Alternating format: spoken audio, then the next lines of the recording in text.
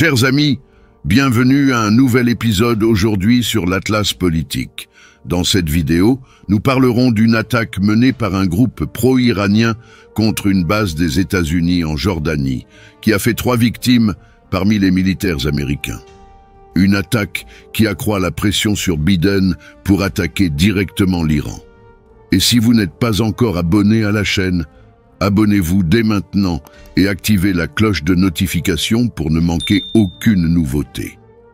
Ce dimanche 28 janvier, une attaque de drone contre le poste avancé américain Tour 22 en Jordanie, très proche de la frontière avec la Syrie, a fait 3 militaires américains morts et 34 blessés, marquant les premières pertes fatales parmi les forces américaines depuis le début de la guerre dans la bande de Gaza, entre Israël et le Hamas.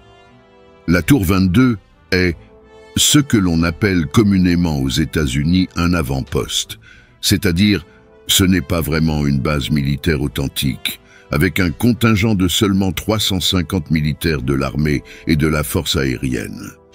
Cependant, elle opère des systèmes avancés tels que des hélicoptères d'attaque et des véhicules blindés. La Jordanie et les États-Unis ont un accord militaire selon lequel les Jordaniens financent une partie de la présence militaire américaine dans le pays.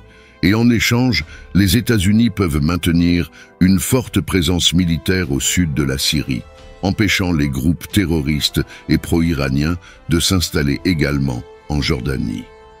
L'auteur de l'attaque de CE dimanche a été revendiqué par le groupe Résistance islamique en Irak, un groupe terroriste bien connu, financé et armé par l'Iran, qui opère depuis des années en Syrie et en Irak. Depuis le début de la guerre dans la bande de Gaza, des positions des États-Unis au Moyen-Orient ont été attaquées des dizaines de fois. Mais il s'agissait toujours d'attaques de faible intensité qui n'ont causé que des blessés, tous sans gravité. Avec l'attaque de ce dimanche, cela change radicalement ce schéma, pouvant être le début d'un modèle d'attaque bien plus intense. L'Iran a évidemment nié toute participation à l'attaque contre la Tour 22, mais le lien entre la résistance islamique et le gouvernement de Téhéran est indéniable.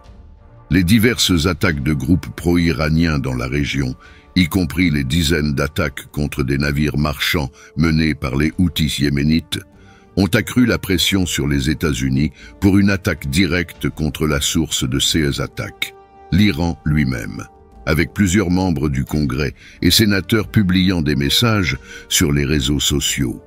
Ce dimanche, appelant Joe Biden à ne pas perdre de temps en attaquant les marionnettes et indiquant qu'il est grand temps d'attaquer directement l'opérateur des marionnettes.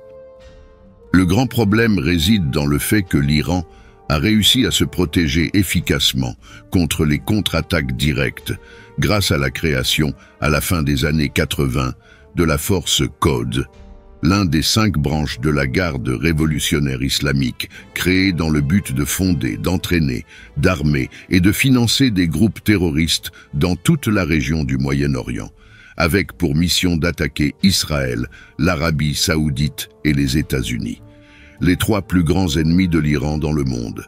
À travers cette structure, les Iraniens fournissent les armes et indiquent les cibles à attaquer, mais ils ne tirent pas la gâchette. Cette tâche étant confiée aux groupes pro-iraniens opérant au Liban, en Syrie, en Irak et au Yémen. Riposter directement contre l'Iran en réponse à une attaque revendiquée par un groupe qui au moins officiellement ne fait pas partie de l'Iran pourrait fournir aux Iraniens la justification pour riposter. Ces attaques pourraient intensifier davantage les tensions dans la région, risquant de facilement échapper à tout contrôle et plonger tout le Moyen-Orient dans une terrible guerre ouverte. Cela soulève une question importante. Le président Biden cédera-t-il à la pression interne et attaquera-t-il directement l'Iran? Dimanche, Biden a été catégorique en affirmant qu'il y aurait une réponse, mais il n'a pas précisé le type de réponse ni contre qui elle serait dirigée. Si l'attaque est dirigée uniquement contre le groupe qui a effectivement attaqué ou contre l'Iran qui coordonne ce groupe. Si l'attaque se limite uniquement au groupe, elle éliminera certainement de nombreux éléments et détruira des équipements et des armes iraniennes. Cependant, l'impact sur la sécurité régionale se rapproche de zéro, car d'autres groupes pro-iraniens resteront actifs, la résistance islamique elle-même pouvant rapidement reprendre ses activités, puisqu'il suffit à l'Iran d'envoyer un nouvel envoi d'armes en Syrie, un pays dirigé par le dictateur Bachar al-Assad, qui entretient depuis des années un partenariat stratégique solide avec l'Iran.